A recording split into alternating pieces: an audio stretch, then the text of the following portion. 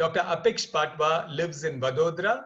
He's a chief consultant anesthesiologist at the Kailash Cancer Hospital and Research Center, Munshi Ashram, Goraj, Vadodara Institute of Neurological Sciences, Vadodara. He was the winner of the ISA Academic Excellence Award for 2017. He designed and developed Patwa Shah eye video laryngoscope.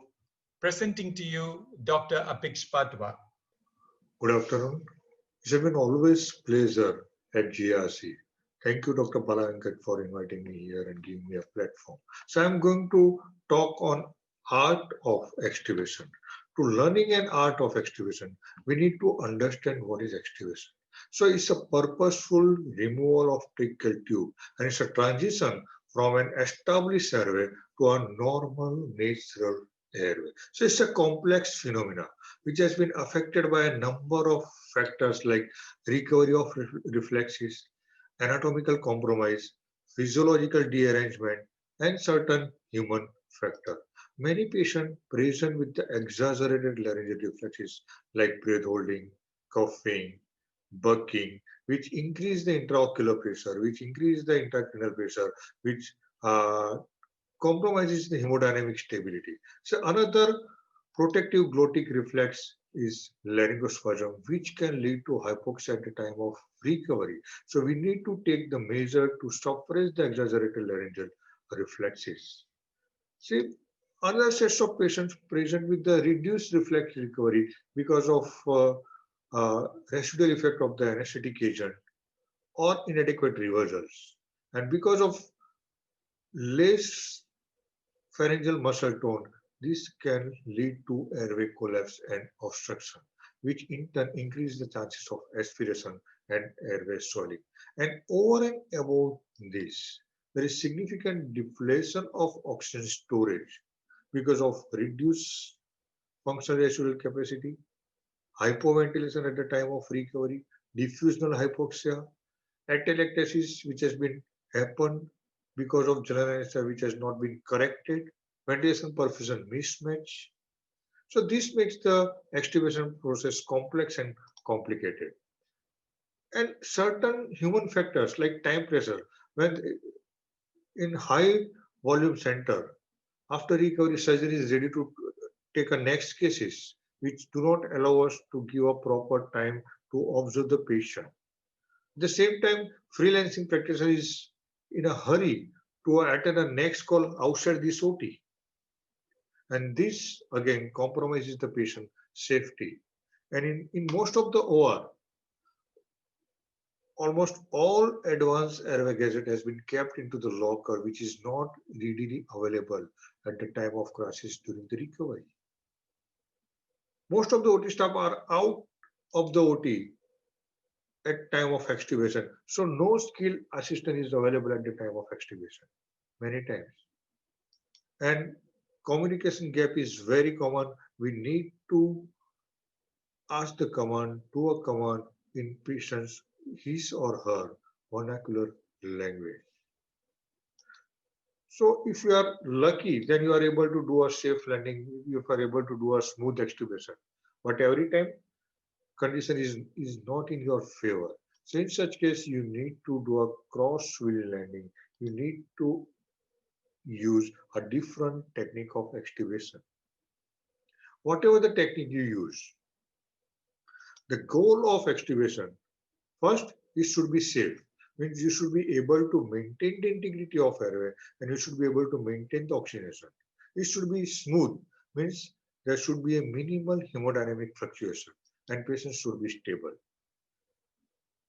You can learn the art of extubation with the help of 5P. First, you need to predict the difficult extubation. You need to plan proper technique. You need to prepare yourself and OR, and then you need to perform the extubation. And always do take proper post-extubation care. And extubation is an elective procedure. And if you feel that you are not able to extubate this patient, do not extubate. How to predict? For that, we need to understand the two terminology. One, extubation failure and difficult extubation. Extubation failure is an inability to tolerate the removal of the translaryngel tube. And difficult extubation is the condition in which it is difficult to ensure optimal oxygenation or airway integrity after extubation. So All India Difficult Airway Association has given excellent guideline in form of three limbs, and last two limbs are for the difficult extubation. And they have defined the difficult extubation as four Ds.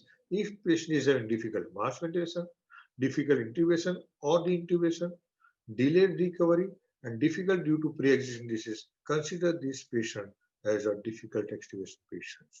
And with 3S, if there is a surgical cause of airway compromise, suspected airway edema, or suspected airway collapse, such group of patients also should be considered as difficult patient with the difficult extubation. Let's start with the 3S. The first S is a surgical cause of airway compromise.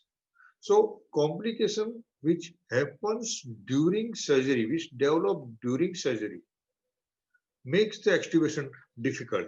Like in case of thyroid surgery because of hematoma, because of vocal cord palsy, because of tracheomalacia. Same way in C-spine surgery because of fixed uh, cervical spine implant, hematoma because of carotid surgery, and change in airway anatomy because of head and neck surgery makes the extubation difficult.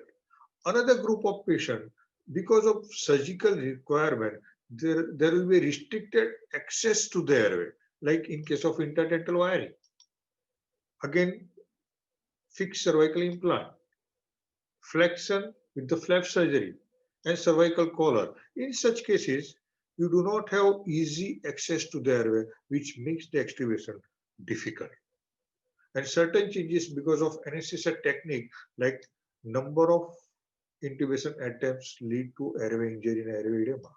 Same way, using improper size of tube and position with overinflation of the curve also increases the chances of airway edema. Same way, number of attempts with the boogie or gastric tube insertions leads to airway trauma and makes the extubation difficult. However, prolonged head low position, extreme head low position with fluid overload also increases the chances of airway edema at the time of recovery and makes the extubation difficult. Coming to the 4D, according to these very interesting publications, airway surgery, emergency surgery, head and neck surgery, and when surgical duration extend more than 3 hours, these are the potential risk factor for the intubation that you should always keep in mind and keep ready with the intubation devices. And in certain pre-existing disease also makes the extubation difficult, like obesity with the OSA.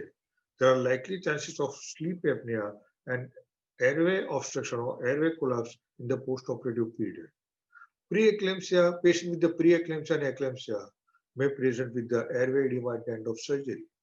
COPD because of retained secretions makes all these things makes the extubation difficult. And considering the COVID-19 pandemic, using barrier precaution devices to prevent aerosol spread also increases the difficulty during the extubation. So once you predict the extubation difficulty, then you need to plan. And to plan the extubation, you need to ask the number of questions to yourself. First question, can I do the extubation? Can I do it? And the answer to this question is depend on your expertise and skill. Then, should I do it? The answer to this question is depend on the patient physiological condition. When should I do it? So this is the right time of doing extubation, or should I wait for a while, or should I wait for a 2 hours, or should I do it tomorrow? So once you get the answer of this question, the last question you should ask to yourself is how I do it. And there are different techniques available for the extubation. The commonest technique is the standard method of removing the tube when patient is fully conscious and normal breathing spontaneously with the pharmacological attenuation to prevent hemodynamic fluctuation. So according to these publications, they have given the different direction of extubation of endothecal tube from 30 to 120 degree from the angle of mouth.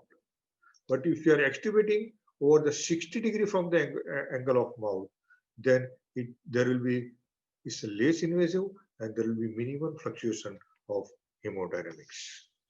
Another technique is replacing the endothecal tube with the supraglottic airway devices in a paralyzed patient.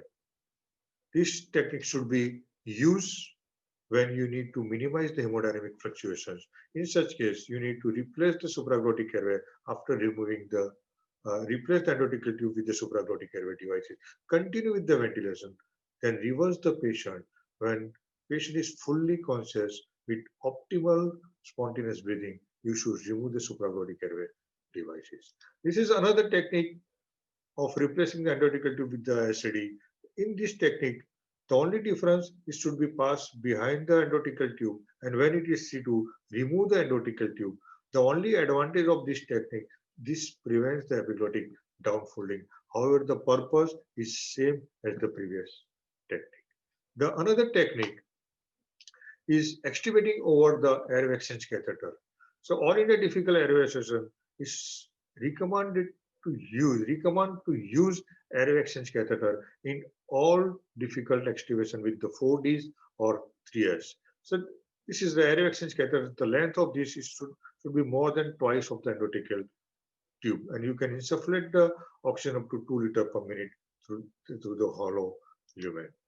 So this is the technique of extubating a patient over the AEC. Pass the airway exchange catheter through the tube up to mid trachea. Remove the tube over the AEC.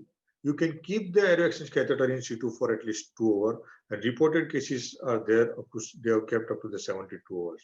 And this AEC, you can insufflate the oxygen up to 2 liters and should be used as a conduit if reintubation is required.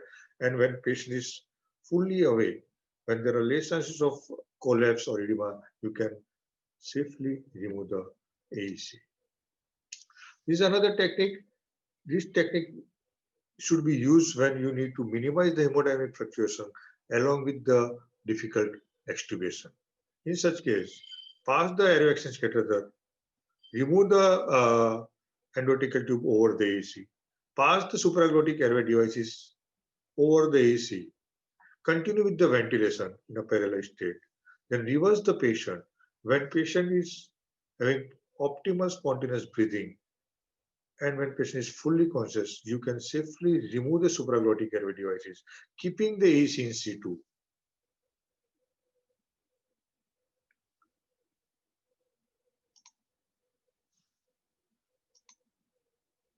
And when patient is fully conscious, remove the supraglottic airway devices, keep the AEC in situ. So with the AEC, patient is able to phonate. This patient is fully conscious, is able to phonate. He's showing the mouth, he's showing the tongue, he's phonating.